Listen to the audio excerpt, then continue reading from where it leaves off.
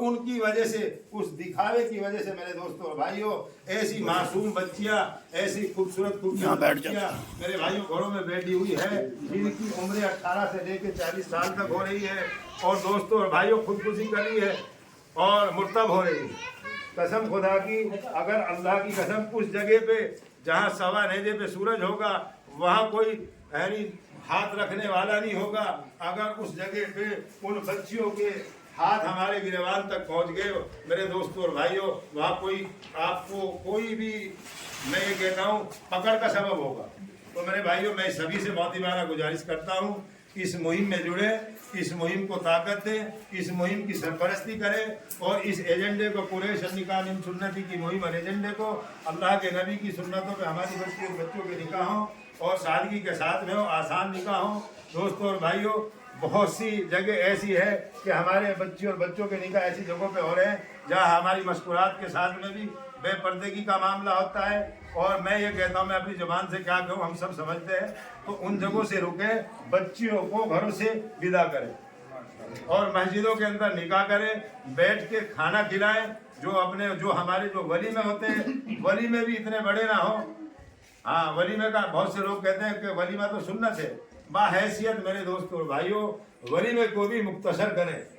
اللہ کے نبی کے طریقے پہ کریں، نماز گاہ نہ بناویں،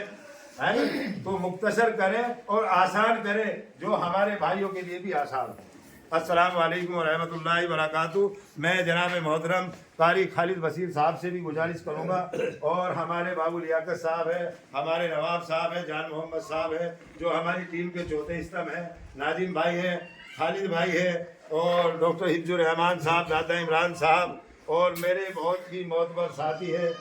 غیور قریشی صاحب، اور یہاں سے الحمدللہ میں کن کن کا نام لوں، الحمدللہ ان کے چہروں سے آج میرے دوستوں اور بھائیوں، چہروں ہی سے ہمیں پتہ چل رہا ہے کہ ان کے اندر ایک الجھن ہے۔ یہ ہم سے پوچھنا چاہ رہے ہیں، جو دکھاوے کی وجہ سے جب ہم نمائش کرتے ہیں، دکھاوا کرتے ہیں، اور ان جگہوں پہ جب وہ معصوم بچیاں جاتی ہیں جن کے سروں پہ باپ کا سایہ نہیں، جن کے سروں پہ بھائیوں کا سایہ نہیں، جن کے سروں پہ اپنی والدہ کا سایہ نہیں، اور جب وہ سامان کو دیکھتی ہے اور ان کے دل سے ایک آہ نکلتی ہے، کاش میرے ابو ہوتے تو